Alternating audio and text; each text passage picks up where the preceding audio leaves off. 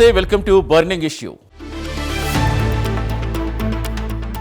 దేశ రాజధాని ఢిల్లీలో జంతర్ మంతర్ వేదికగా విపక్షాలు రాజకీయ కాలుష్యాన్ని వెజ్జల్లుతుంటే ఏపీలో భోగాపురం వేదికగా డిప్యూటీ సీఎం పవన్ కళ్యాణ్ అభివృద్ధి మంత్రాన్ని, జాతీయవాదాన్ని బలంగా వినిపించారు.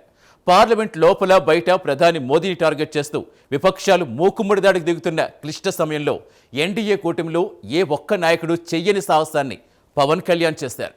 కేవలం ఒక మిత్రపక్ష నేతగా కాకుండా మోదీకి సైద్ధాంతిక కవచంగా నిలబడ్డారు. ప్రధాని వ్యక్తిగతంగా దూషిస్తుంటే తన గుండె కదిలిపోయిందని, కన్నీళ్లొచ్చాయని పవన్ చేసిన వ్యాఖ్యలు జాతీయ రాజకీయాల్లో ప్రకంపనలు రేపుతున్నాయి. 1991లో దేశం బంగారం తాకట్టు పెట్టిన దుస్థితి నుంచి నేడు $3.7 ట్రిలియన్ ఆర్థిక వ్యవస్థగా భారత్ ఎదగడం వెనుక మోదీ పడ్డ శ్రమను పవన్ లెక్కలతో సహా వివరించారు. పళ్లున్న చెట్టుకే రాళ్ల దెబ్బలు అంటూ విపక్షాల విమర్శల్లో డొల్లతనాన్ని ఎండగట్టారు. అసలు భోగాపురం వేదికగా పవన్ ఇచ్చిన పొలిటికల్ మెసేజ్ ఏంటి? అంతర్గత బాహ్య శత్రువులతో పోరాడుతున్న మోదీకి పవన్ ఇచ్చిన కొండంత భరోసా ఏంటి? బర్నింగ్ ఇష్యూలో చూద్దాం.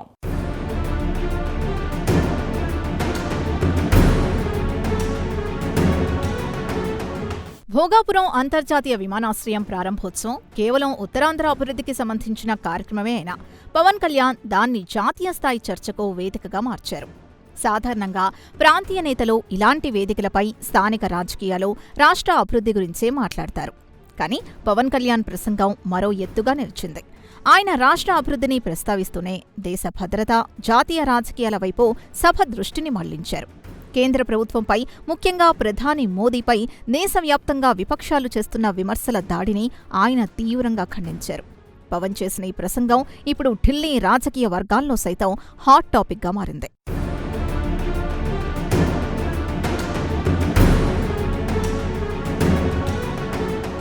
ప్రస్తుతం దేశ రాజధాని ఢిల్లీ రాజకీయంగా అట్టొడుకుతోంది. జంతర్ మంతర్ వద్ద జెన్సీ పెద్ద ఎత్తున ఆందోళనలు చేస్తూ కేంద్ర ప్రభుత్వాన్ని ఇరుకున పెట్టాలని చూశాయి. బడ్జెట్ సాకుతోనో మరో కారణంతోనో ప్రధాని మోదీ ఇమేజ్ని డ్యామేజ్ చేయాలన్నది సీజేపీ వ్యూహం. సరిగ్గా ఇలాంటి కీలక సమయంలో పవన్ కళ్యాణ్ మోదీకి బాహాటంగా మద్దతు ప్రకటించి వైరిపక్షాల వ్యూహాలపై నీళ్లు చల్లారు. ఒక ఎన్డీఏ భాగస్వామ్య పక్ష నేతగా ఆయన తన బాధ్యతను నెరవేర్చారు. ఆందోళనల తరుణంలో మోదీకి అండగా నిలబడి ఆయనకు కొండంత ధైర్యాన్నిచ్చారు. పవన్ తీసుకున్న ఈ స్టాండ్ ఎన్డీఏ కూటమిలో ఐక్యతను చాటి చెప్పింది.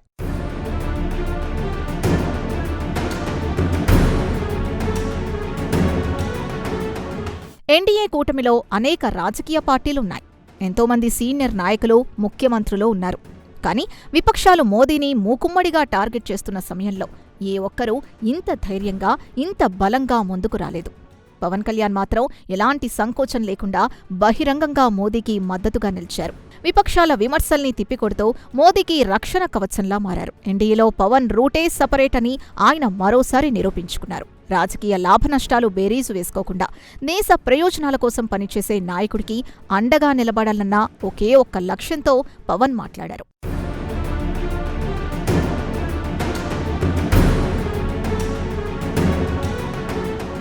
ప్రధాని మోదీపై విపక్షాలు చేస్తున్న వ్యక్తిగత విమర్శల పట్ల పవన్ కళ్యాణ్ తీవ్ర ఆవేదన వ్యక్తం చేశారు. రాజకీయ విమర్శల ముసుగులో మోదీని అనరాని మాటలంటుంటే, వ్యక్తిగతంగా దూషిస్తుంటే తన గుండె కదిలిపోయిందని ఆయన ఎమోషనల్ అయ్యారు. రోజుకు 18 గంటలు దేశం కోసం అహర్నిశలు శ్రమిస్తున్న ఒక నాయకుణ్ణి అలా తిడుతుంటే తనకు కన్నీళ్లొచ్చాయని పవన్ చాలా భావోద్వేగంతో చెప్పారు. రాజకీయాల్లో విధానపరమైన విమర్శలు సహజమే అయినా కేవలం ద్వేషంతో వ్యక్తిగత దూషణలకు దిగడం ఏమాత్రం సరికాదని ఆయన హితో పలికారు. మోదీ పట్ల పవన్కున్న గౌరవం ఆయన మాటల్లో స్పష్టంగా కనిపించింది.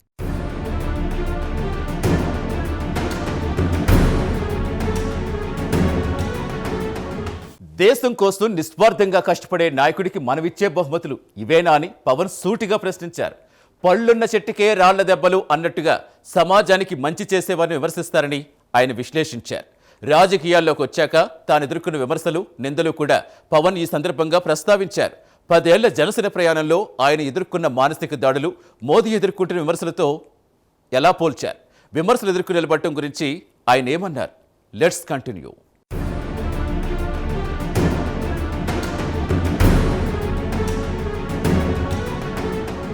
దేశం కోసం నిస్వార్థంగా కష్టపడేవారికి మనమిచ్చే బహుమతులు ఇవేనా అని పవన్ కళ్యాణ్ విపక్షాల్ని సూటిగా ప్రశ్నించారు. సొంత లాభం చూసుకోకుండా, కుటుంబం గురించి ఆలోచించకుండా దేశ ప్రగతి కోసం అహర్నిశలు శ్రమిస్తున్న నాయకుణ్ణి విమర్శించడం తగునా అని నిలదీశారు. రాజకీయ ప్రయోజనాల కోసం ఒక మంచి నాయకుణ్ణి బద్నాం చేయడం దేశానికే నష్టమని ఆయన హెచ్చరించారు. మోదీ చేస్తున్న అభివృద్ధిని చూడకుండా కేవలం రాజకీయ ద్వేషంతో విమర్శలు చేయడం మానుకోవాలని సూచించారు. దేశం కోసం ప్రాణాలొడ్డి పనిచేసే నాయకులకు మనం అండగా నిలబడకపోతే భవిష్యత్తులో మంచి నాయకులు రారని ఆయన ఆవేదన వ్యక్తం చేశారు.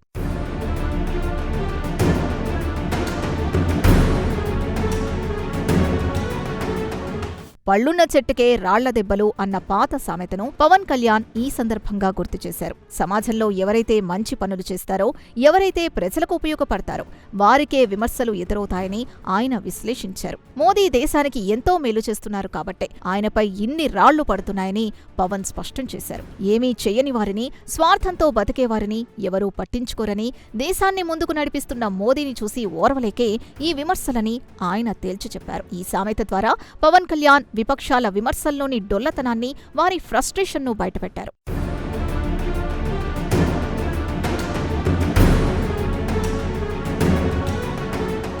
ప్రధాని మోదీ ఎదుర్కొంటున్న విమర్శల గురించి మాట్లాడుతూ పవన్ కళ్యాణ్ తన సొంత అనుభవాల్ని కూడా సభికులతో పంచుకున్నారు. తాను రాజకీయాల్లోకొచ్చాక గత 10 ఏళ్లలో ఎన్నో నిందలు పడ్డానని, ఎన్నో అవమానాలు ఎదుర్కొన్నానని ఆయన గుర్తు చేసుకున్నారు.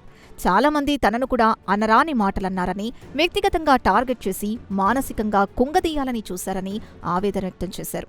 కానీ ఆ విమర్శలకు భయపడి తాను వెనక్కి తగ్గలేదని, 100% స్ట్రైక్ రేట్తో విజయం సాధించి చూపించానని పరోక్షంగా గుర్తు చేశారు.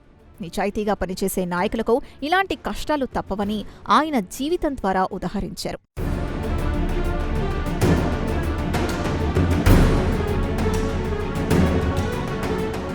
లక్ష్యం కోసం పోరాడేవారికి అడ్డంకులు, విమర్శలు సహజమని పవన్ కళ్యాణ్ స్పష్టం చేశారు. ఎన్ని విమర్శలొచ్చినా వాటిని తట్టుకొని నిలబడాలని, అప్పుడే అనుకున్నది సాధించగలమని ఆయనన్నారు. మోదీ కూడా ఇలాంటి ఎన్నో విమర్శల్ని దాటుకొని దేశాన్ని ఈ స్థాయికి తీసుకొచ్చారని కొనియాడారు. తన మాటల ద్వారా పవన్ కళ్యాణ్ ప్రధాని మోదీకి బలమైన నైతిక మద్దతుని అందించారు. నిజమైన నాయకుడు విమర్శలకు కుంగిపోడని, వాటిని మెట్లుగా చేసుకుని మరింత ఎత్తుకు ఎదుగుతాడని పవన్ పరోక్షంగా సందేశమిచ్చారు. విమర్శలు చేసేవారిని పట్టించుకోకుండా దేశాభివృద్ధినే దృష్టి పెట్టాలని ఆయన ఆకాంక్షించారు.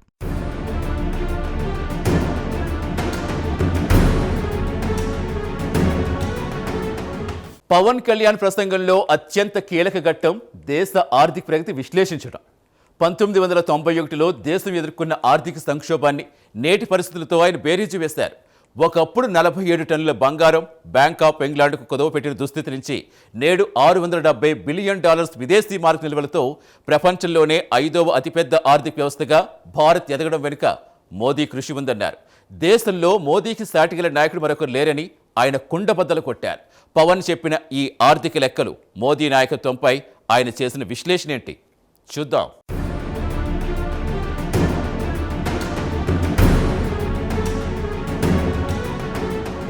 దేశ ఆర్థిక పరిస్థితిపై పవన్ కళ్యాణ్ తన ప్రసంగంలో ఆసక్తికరమైన గణాంకాల్ని, వాస్తవాల్ని ప్రస్తావించారు. 1991లో మన దేశం తీవ్రమైన ఆర్థిక సంక్షోభంలో కూరుకుపోయి విదేశాల్లో బంగారం తాకట్టు పెట్టాల్సిన దుస్థితిలో ఉండేదని ఆయన గుర్తు చేశారు. కానీ నేడు పరిస్థితులు పూర్తిగా మారాయని, $2 ట్రిలియన్ నుంచి దాదాపు $3.7 ట్రిలియన్ ఆర్థిక వ్యవస్థగా భారత్ అవతరించిందని చెప్పారు. ప్రపంచంలోనే అత్యంత వేగంగా అభివృద్ధి చెందుతున్న 5వ అతిపెద్ద ఆర్థిక శక్తిగా భారత్ నిలబడటం రాత్రికి రాత్రే జరగలేదని, దీని వెనుక ఎంతో కృషి, పక్కా ప్రణాళిక ఉన్నాయని ఆయన స్పష్టం చేశారు.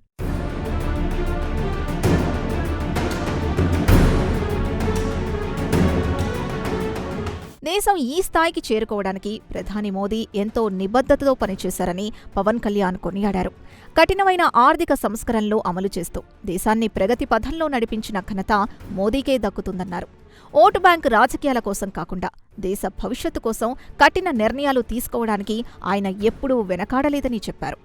మోదీ విజన్ వల్లే నేడు ప్రపంచ దేశాలు భారత్ వైపు చూస్తున్నాయని, విదేశీ పెట్టుబడులు వెల్లువెత్తుతున్నాయని పవన్ ప్రశంసించారు.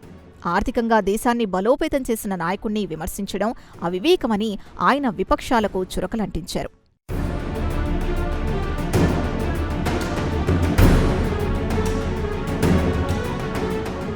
దేశంలో మోదీకి సాటిగల నాయకుడు మరొకరు లేరని పవన్ కళ్యాణ్ కుండబద్దలు కొట్టారు. ప్రస్తుత రాజకీయాల్లో ప్రధాని మోదీని ఢీకొట్టే నాయకుడు కానీ ఆయన స్థాయికి సరితూగే నాయకుడు ఎవరూ లేరని ఆయన స్పష్టం చేశారు. మోదీ నాయకత్వంపై పవన్ చూపించిన ఈ అచంచల విశ్వాసం సభికుల కరతాళ ధ్వనుల మధ్య మారుమోగింది. విపక్షాలు ఎన్ని కూటములు కట్టినా, ఎన్ని కుట్రలు చేసినా మోదీని ఏమీ చేయలేవని పవన్ పరోక్షంగా తేల్చి చెప్పారు. దేశానికిప్పుడు మోదీ లాంటి బలమైన, స్థిరమైన నాయకత్వమే అవసరమని, ప్రత్యామ్నాయం లేదని ఆయన బలంగా వాదించారు.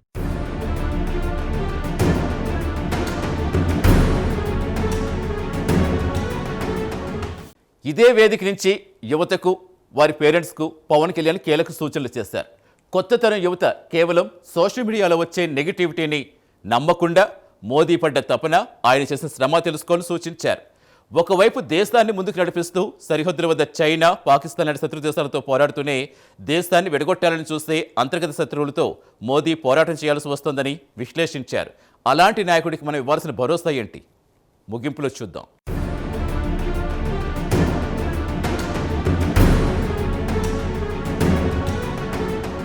భోగాపురం వేదికగా యువతకు, వారి తల్లిదండ్రులకి పవన్ కళ్యాణ్ కీలక సూచనలు చేశారు. కొత్త తరం యువత కేవలం సోషల్ మీడియాకే పరిమితం కాకుండా దేశ రాజకీయాల్ని, నాయకుల కష్టాన్ని అర్థం చేసుకోవాలని కోరారు. ముఖ్యంగా ప్రధాని మోదీ పడిన తపన, ఆయన చేసిన శ్రమను యువత తెలుసుకోవాలని హితబోధ చేశారు. ఒక సామాన్య స్థాయి నుంచి దేశ ప్రధాని స్థాయికి ఎదిగిన మోదీ జీవితం యువతకు ఆదర్శం కావాలన్నారు. తల్లిదండ్రులు కూడా తమ పిల్లలకు దేశభక్తిని, నాయకుల త్యాగాల్ని వివరించాలని పవన్ సూచించారు. యువత సరైన మార్గంలో నడిస్తేనే దేశ భవిష్యత్తు ఉజ్వలంగా ఉంటుందని ఆయన ఆకాంక్షించారు.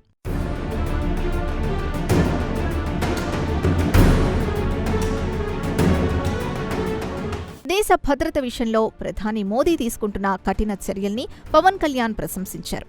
ఒక పక్క దేశాన్ని ఆర్థికంగా ముందుకు నడిపిస్తూనే మరోపక్క సరిహద్దుల వద్ద శత్రు దేశాలతో మోదీ రాజీలేని పోరాటం చేస్తున్నారని గుర్తు చేశారు. పాకిస్తాన్ ఉగ్రవాదం, చైనా విస్తరణవాదం లాంటి ముప్పుల్ని సమర్థవంతంగా తిప్పికొడుతున్నారని చెప్పారు. దేశ ప్రజలు ప్రశాంతంగా నిద్రపోతున్నారంటే దానికి కారణం సరిహద్దుల్లో సైనికులు, ఢిల్లీలో మోదీ నాయకత్వమే అని పవన్ స్పష్టం చేశారు. జాతీయ భద్రత విషయంలో మోదీకి ఎవరూ సాటి రారని ఆయన తేల్చి చెప్పారు.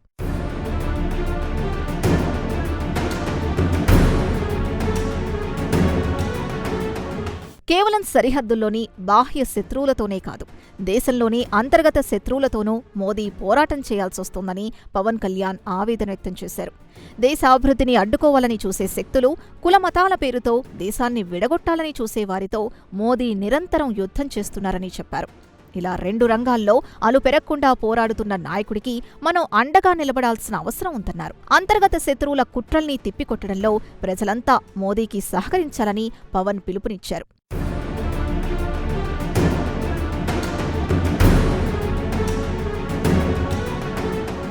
ఇన్ని కష్టాలు పడుతూ దేశం కోసం పనిచేస్తున్న మోదీకి మనం చేయాల్సింది ఏమైనా ఉందా అంటే అది ఒక్కటే అని పవన్ కళ్యాణ్ అన్నారు. మేమంతా మీ వెనకున్నాం, దేశం కోసం మీతో కలిసి నడుస్తాం అనే భరోసా కల్పించడమే మనం చేయాల్సిన పని అని ఆయన స్పష్టం చేశారు. పవన్ ఇచ్చిన ఈ పిలుపు సభలో ఉన్నవారిలో నూతనోత్సాహాన్ని నింపింది. ఒక మిత్రపక్ష నేతగా పవన్ కళ్యాణ్ మోదీకిచ్చిన ఈ భరోసా జాతీయ రాజకీయాల్లో తీవ్ర ప్రకంపనలు సృష్టిస్తోంది. పవన్ లాంటి మాస్ లీడర్ అండగా నిలబడటం మోదీకి, ఎన్డీఏ కూటమికి కొండంత బలాన్ని ఇస్తుంది అనడంలో సందేహం లేదు.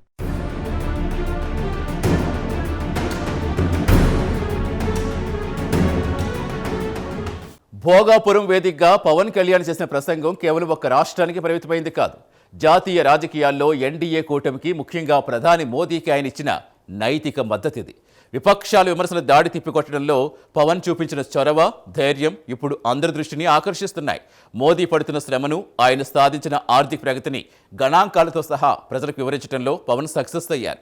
పవన్ లాంటి మాస్ లీడర్ నుంచి వచ్చిన ఈ ఎమోషనల్ సపోర్ట్ రాబోయే రోజుల్లో ఎన్డీఏ కూటమిని మరింత బలోపేతం చేస్తుందనడంలో ఎలాంటి సందేహం లేదు.